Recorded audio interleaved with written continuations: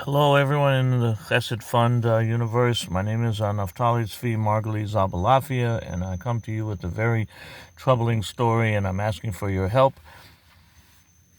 It's an unbelievable story, and I'm going to try to make this video as short as possible. What happened is, why am I here? Yehuda Ferris of Chabad of the East Bay, who's been in Berkeley, California, for 45 years, and my brother worked for the man for about 25 years.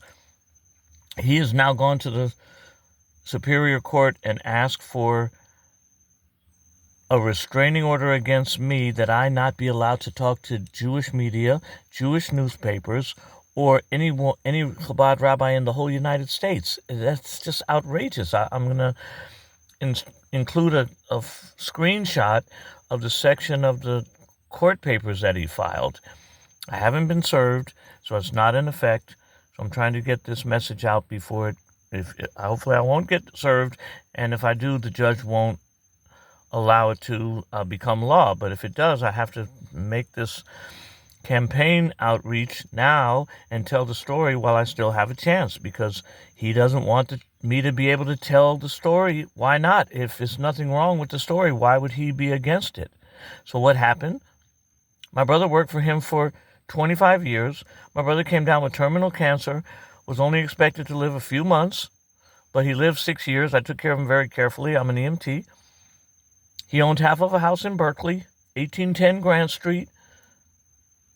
He lived there with a Filipino woman for like 35 years. They broke up, and he left the house 10 years before he died. They have 2 young adult, non-Jewish Filipino daughters who never converted, just like the mom never converted. The daughters never spoke to him or called him or contacted him once in the entire 6 years between being told he has 6 months to live from terminal cancer to the day he died. And they just confessed in court on Tuba of August 19th. I have the transcript. It's case number RP221-20163. They confessed under oath. They said, yeah, we never called our Jewish father, even though he had terminal cancer. We never saw him before he died. So my brother wrote a trust, and he put his half ownership of this $2 million house at 1810 Grant Street in Berkeley in his trust. And there were 2 trusts. We're in both of them. One trust said, give us, my 2 sisters and I. My sisters are in their 60s. They're single. They're not married. They don't have money, savings, stock portfolios, marketable skills, or college educations, or husbands, let alone breadwinning husbands. At this time in their lives, in their 60s, I'm Kanai Nahara, mid-60s. So the daughters never saw him. So my brother made a trust, and he said, a quarter of his half of the house for me and my 2 sisters. That's $250,000 in real estate to divide by 3 people. At our age and lack of savings, lack of education, it's a blessing. And so he says a quarter for us, and only a quarter for a daughter, and only a quarter for the other daughter. He was very adamant that the daughters do not get the entire half of the house because they never saw him in 6 years. And he made it very clear in his trust that that's what he wished. And then Ferris was going to get 12%, and another successor trustee was going to get the other 12%. He kicked the girlfriend out of the house with the court order a year before he died. I'm an EMT 20 years. I was looking out for him like white on rice for 6 years, including checking vital signs, checking breathing, getting up at 4 in the morning, getting the medication, trying to donate half my liver, which I tried to do in a living donor liver transplant type surgery at high-tech UCSF, where he got all his fancy treatments.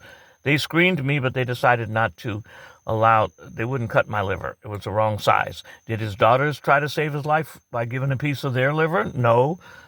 We were scrambling for others, and he got taken off the list. It was too late. He got too sick. He didn't qualify. So this whole time, 6 years, he was living in filthy basements, rat-infested basements. After he got back in the house a year before he died with the court order, I moved in with him because wherever he went, I went. And he said, let's go to where I used to live, and I'll get my clothes. And it was a filthy rainwater, damp, musty, dust balls, rat feces. It was a living nightmare. But that's where he was living for 5 years of radiation treatment, while his daughters were earning $100,000 a year as occupational therapists, but they didn't have time for their Jewish father. And believe it or not, Yehuda Ferris sold them my brother's half of the $2 million house for $82,000. It's right there in the court.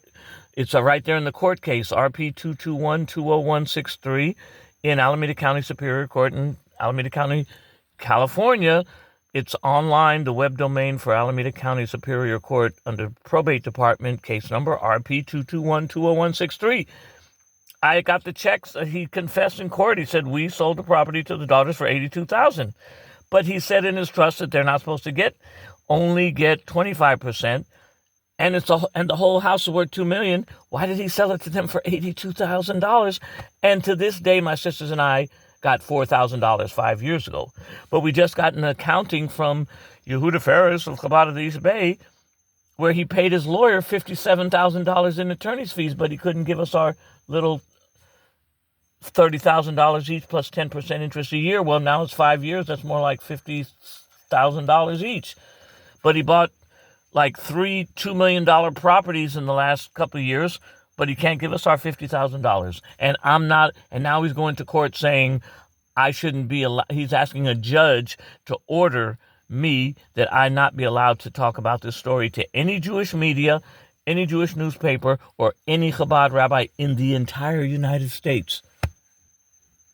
Now, I'm asking your help because I would like to fulfill my brother's wishes and hand my sisters a check for $50,000 each, because that's what my brother wanted, and that's my goal. And I'm making this video because I don't have a choice. If the judge orders me to not ever post anything or talk about this, then now's my last chance. And this is your chance to do a big mitzvah and to help my brother.